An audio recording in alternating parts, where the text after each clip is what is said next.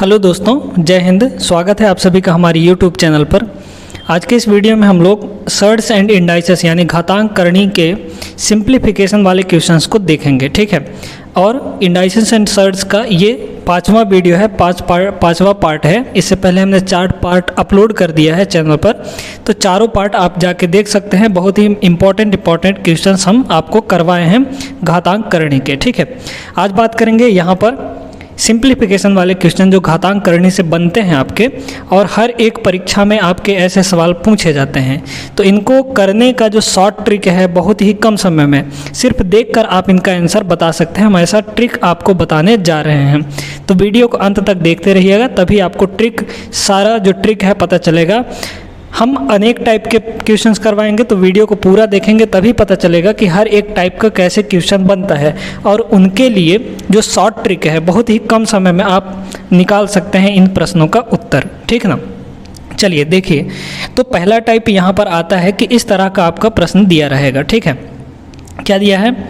88 + 3 √88 + 3 √88 + 3 √88, ये चलता जा रहा है, अनंत तक चल जाएगा, ठीक है। इसी तरीके से अब इसका एक बेसिक मेथड भी होता है, लेकिन हम उसके बारे में नहीं बात करेंगे, हम यहाँ पर ट्रिक के बारे में बात करेंगे, ठीक ना। तो देखिए, ट्रिक ये है कि आप सबसे पहले यहाँ पर जो कोफिशिएंट दिख रहा है 3, इसको देखिए। इस 3 को बस रख लीजिए अपने पास, आगे काम आएगा, ठीक है। देखिए सब जगह 3 3 है ना, और फिर अंदर में 88 88 88 ये चलता जा रहा है, ठीक है। अब इस 88 को ऐसा तोड़िए, यानी कि इस 88 का ऐसा गुणनखंड करिए, फैक्टर करिए कि जिनका अंतर कितना आए, 3 आए, ठीक है। मतलब ये वाला जो यहाँ पर है ना, वही आया अंतर। तो इसको ऐसा तोड़ना है, यानी इसका ऐसा 2 गुणनखंड करना है कि दोनों गुणनखंडों का अंतर 3 के बराबर आ जाए। तो 81 का गुणनखंड अगर हम देखें तो एक होता है 88 × 1 है ना, तो ये क्या होगा, इसका अंतर तो 88 हो जा रहा है, 3 नहीं आ रहा है। या फिर अगर हम देखें कि 22 × 88, ये भी तो होता है, लेकिन इनका भी अंतर 3 नहीं आ रहा है। फिर अगर हम आगे चलें तो 11 × 88 कितना होता है, 11 × 88 है ना, 11 और 8 का गुणा करेंगे तो 88 आएगा।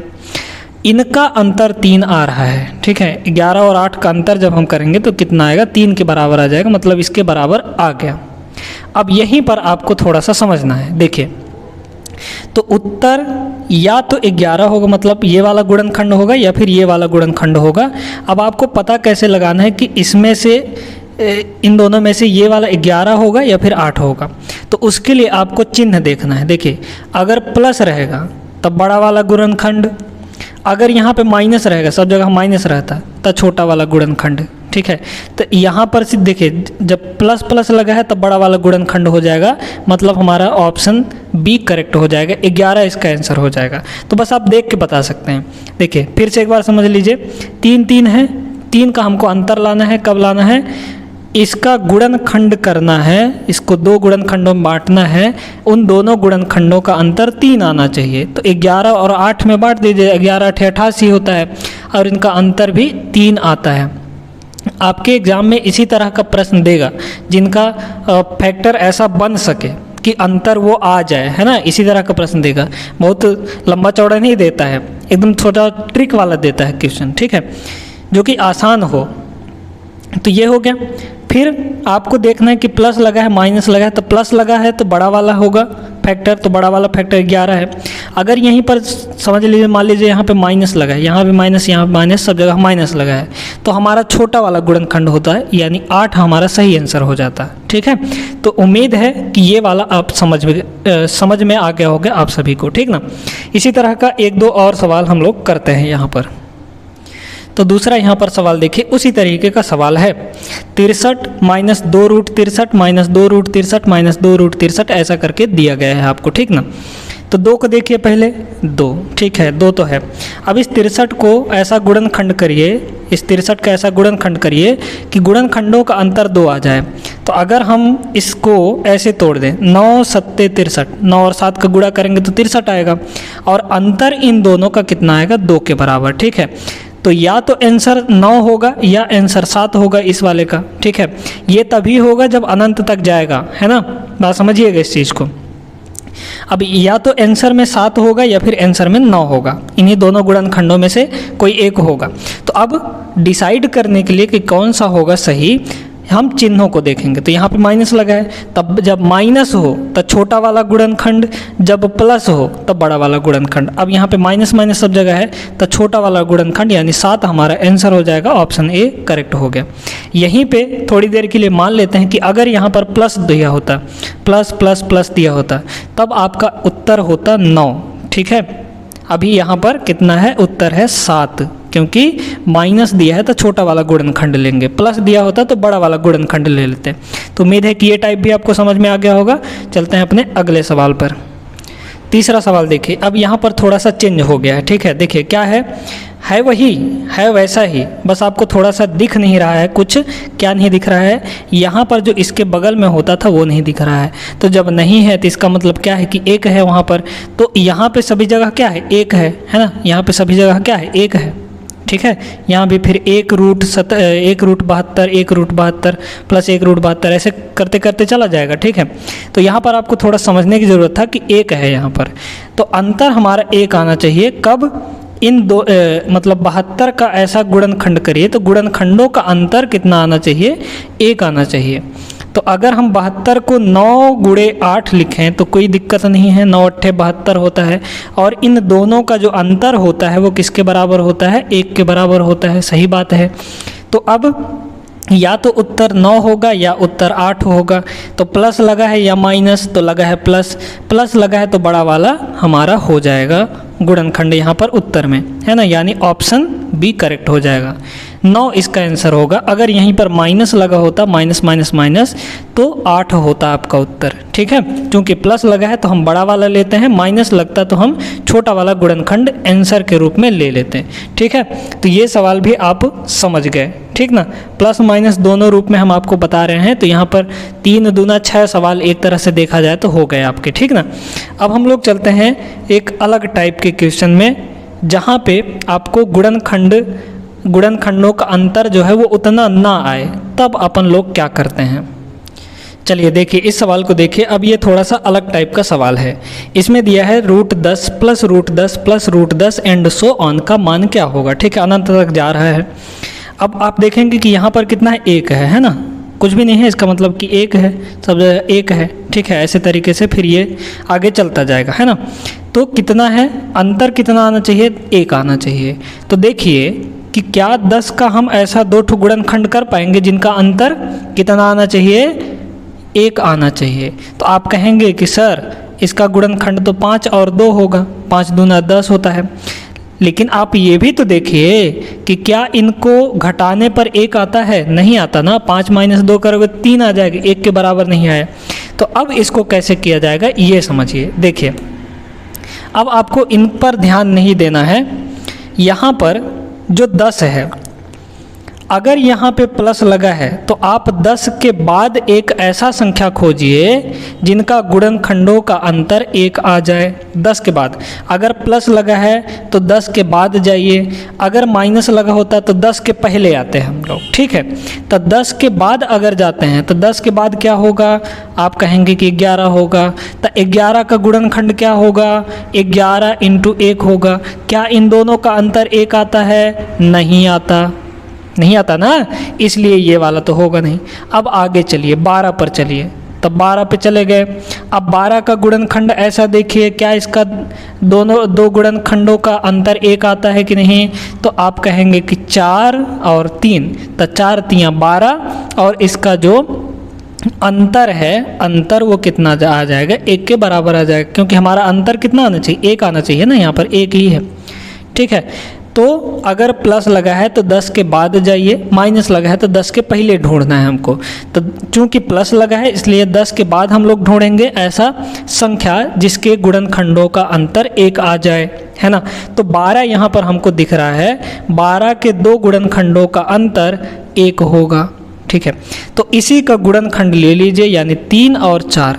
तो इसके जब ऐसा क्वेश्चन देगा ना, जब गुणनखंड अंतर नहीं बन पाएगा तो आपको इस रूप में उत्तर यहाँ पर ऑप्शन दिए रहेंगे आपको, ठीक है।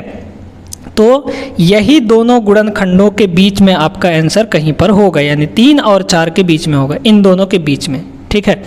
तो यहाँ पर 3 व 4 के बीच ऑप्शन सी करेक्ट हो जाएगा इसका आंसर। वहीं पर सोचिए, मान लीजिए अगर यहाँ पर माइनस माइनस लगा है, ठीक है, तो जब माइनस लगा है तो हम क्या करेंगे, 10 के पहले ढूंढेंगे, 10 के पहले एक ऐसा संख्या ढूंढेंगे जिनके गुणनखंडों का अंतर 1 आ जाए, ठीक है। तो देखिए कैसे करेंगे इसको, अगर माइनस लगा होता तब। तो देखिए ये है हमारा 10, 10 के पहले आइए 9 पर, तो 9 का अगर गुणनखंड करेंगे तो कितना होगा, 3 तिहाई 9 होगा, और दोनों का अंतर 1 नहीं आ रहा है तो 9 भी नहीं होगा। 8 पर आइए तो 4 दूना 8, अंतर कितना आ रहा है, 2 का आ रहा है, ये भी नहीं होगा।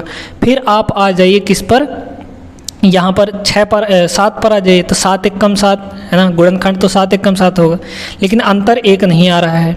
फिर आप आ जाइए किस पर, 6 पर है ना, 6 पर, तो 3 दूना 6, 6 पर आएंगे जब, तो इसका जो अंतर है 3 दूना 6, इसका अंतर कितना आता है, 1 के बराबर आ गया।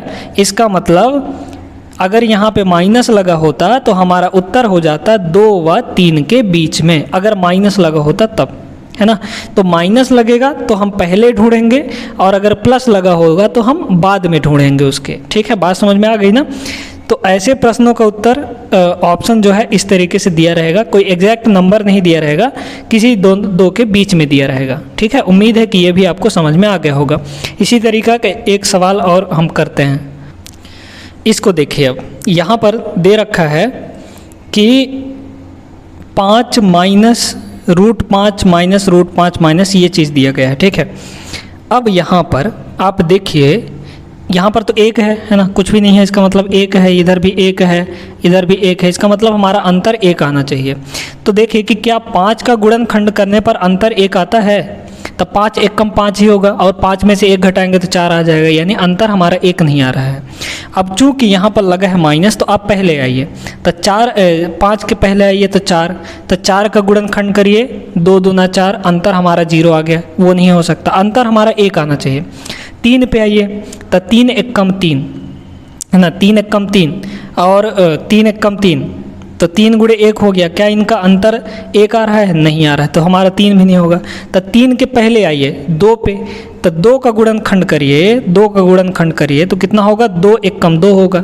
इन दोनों का अंतर 1 आ रहा है, इसका मतलब जो हमारा उत्तर होगा वो 1 व 2 के बीच में होगा, ठीक है। माइनस लगा है इसलिए हम 5 से पहले चेक किए, अगर यहीं पे प्लस लगा होता तो हम 5 के बाद चेक करते, ठीक है।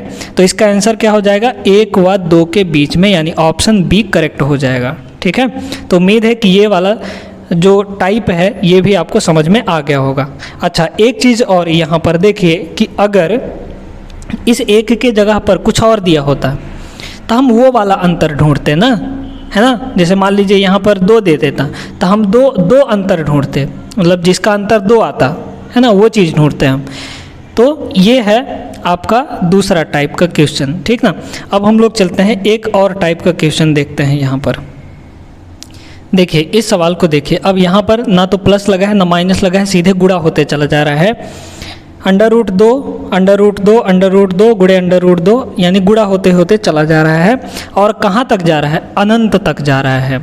तो देखिए एक चीज़ समझ लीजिए कि जब गुणा होते होते अनंत तक चला जाए तो उसका उत्तर वही हो जाता है। जैसे यहाँ पर 2 है ना, तो इसका उत्तर 2 ही हो जाएगा, बस समझ लीजिए इतना, यानी ऑप्शन ए करेक्ट हो जाएगा। गुणा में अगर अनंत तक ऐसे अंडर रूट लगते लगते चला जाए तो उसका उत्तर वही हो जाता है, यानी इसका जो आंसर होगा वो 2 ही होगा। 2 2 2 2 चले जा रहा है ना, तो इसका उत्तर 2 ही हो जाएगा, यानी आंसर में 2 आ जाएगा, 2 आंसर होगा इसका, ठीक है। उसी तरीके से अगर मान लीजिए यहाँ पर 5 होता तो 5 √5 √5 √5 अनंत तक चला जा रहा है, तो उसका उत्तर क्या हो जाता, सीधा सीधा 5 हो जाता। आप सिर्फ इसको देख के बता सकते हैं 1 सेकंड के अंदर, ये तो इतना सरल सा है। ठीक है, चलिए, तो ये टाइप भी आप समझ गए कि जब गुणा में हो और अनंत तक चला जाए ऐसे रूट लगते लगते, तो वहाँ पर उसका उत्तर वही हो जाता है जो रूट के अंदर होता है। ठीक ना, तो उम्मीद है कि ये वाला टाइप भी आपको समझ में आ गया होगा। चलते हैं इसी तरह का एक और सवाल देखते हैं कि मान लीजिए वो अनंत तक नहीं जा रहा है, कहीं पर जाके रुक जा रहा है किसी पद तक, जैसे 3 पद या 4 पद उतने तक जाके रुक जा रहा है, तो उसको कैसे करेंगे। ठीक ना, अब इस टाइप का सवाल देखिए, यहाँ पर देखिए 3 under root 3 under root 3 under root 3 under root 3, लेकिन ये अनंत तक नहीं जा रहा है। तो अनंत तक जब नहीं जा रहा है तो इसका आंसर 3 नहीं होगा, वही वाला नहीं आ जाएगा, है ना। कुछ लोग तो सोचेंगे कि सीधा सीधा दिख रहा है, गुणा में है तो हम 3 मार देंगे और गलत हो जाएगा। तो ऐसे आपको नहीं करना है, थोड़ा सा सोचना है ना। देखिए, अब यहाँ पर चूंकि ये अनंत तक नहीं जा रहा है, इसलिए इसके करने का तरीका अलग है। ठीक ना, तो आप क्या करिए, सबसे पहले 3 को ले लीजिए, है ना। 3 को यहाँ पर जो 3 है उसको ले लीजिए। अब इसके पावर में क्या होगा उसको हम लोग डिटरमाइन करेंगे। ठीक है, तो देखिए यहाँ पर जो 3 है उसको काउंट करिए कि कितनी बार है। तो 1 2 3 4 5 6, है ना, 6 बार है। तो 2 की पावर 6 करिए, हमेशा 2 का ही पावर करना है, याद रखिएगा, हमेशा 2 का ही पावर करना है अगर वर्गमूल दिया है तो। ठीक है, काउंट करना है 1 2 3 4 5 6, 6 बार है इसलिए 2 का पावर 6 कर देंगे। तो 2 का पावर 6 कितना आता है, ये आ जाता है 64, है ना। 2 दूना 4 दूना 8 दूना 16 दूना 32 दूना 64, यानी 2 का 6 बार गुणा करेंगे तो 64 आ जाएगा कि 2 का पावर 64 हो गया, है ना। अब क्या करिए, यहाँ पे जो पावर में होगा ये जो 64 आया है उसको नीचे लिख दीजिए, उसको नीचे लिख दीजिए यहाँ पर 64, और इससे 1 कम करके ऊपर लिख दीजिए। बस यही आपका उत्तर हो जाएगा, यानी ऑप्शन बी आपका इसका यहाँ पर करेक्ट हो जाएगा। 3 की पावर 63/64। इसी तरीके से आप सभी का कर सकते हैं। चलिए एक इसी तरीके का और हम देख लेते हैं। यहाँ पर इस सवाल को देखिए, वीडियो पॉज करके खुद से एक बार ट्राई करिए, है ना। अब यहाँ पर देखिए, ये चूंकि अनंत तक नहीं जा रहा है, तो अनंत तक नहीं जा रहा है तो हम यहाँ पर इसका आंसर 5 नहीं लिख सकते हैं। जब नहीं लिख सकते हैं तो क्या तरीका है हम आपको बता चुके हैं। आप 5 को लिखिए, फिर देखिए कि कितने 5 हैं, 1 2 3 4 5, 5 तो 5 है, यानी 2 की घात कितना कर दीजिए, 5 कर दीजिए, है ना। 2 की घात, इनको काउंट किए हैं हम 1 2 3 4 5, है ना, तब पावर 5 लगाए हैं, 2 की पावर 5। अब 2 की पावर 5 का वैल्यू होता है कितना, 32। बात समझ में आया। 2 दूना 4 दूना 8 दूना 16 दूना 32, यानी 2 का 5 बार गुणा करेंगे तो 32 आएगा। ठीक है, इस 32 को आप इसके बटे में लिख दीजिए और इससे 1 कम करके यहाँ पर ऊपर लिख दीजिए, यानी 5 की पावर 31/32। आपका ऑप्शन सी इसका करेक्ट हो जाएगा आंसर। ठीक है, देखिए बहुत आसान सा है। तो उम्मीद है कि ये वाला टाइप भी आपको समझ में आ गया होगा। तो आज की इस वीडियो में बस इतना ही। अगर वीडियो अच्छी लगी हो, सारे प्रश्न आपको अच्छे से क्लियर हो गए होंगे, शॉर्ट ट्रिक आपको अच्छा लगा हो, तो वीडियो को लाइक कर दीजिए और चैनल को सब्सक्राइब कर लीजिए अगर आप चैनल पर नए हैं तो। मिलेंगे हम लोग नेक्स्ट वीडियो में ऐसे ही इंपॉर्टेंट क्वेश्चंस लेकर। और ये जो जितने भी क्वेश्चन कराए हैं हम, ये किसी न किसी एग्ज़ाम में, गवर्नमेंट एग्ज़ाम में आए हुए क्वेश्चंस हैं। ठीक है, ऐसा मत समझिएगा कहीं से उठा के दे दिए हैं, ये क्वेश्चंस आए हुए क्वेश्चंस हैं जो प्रीवियस ईयर्स में पूछे गए हैं। तो चलिए फिर मिलेंगे नेक्स्ट वीडियो में, तब तक आप सभी अपना ख्याल रखिए। जय हिंद।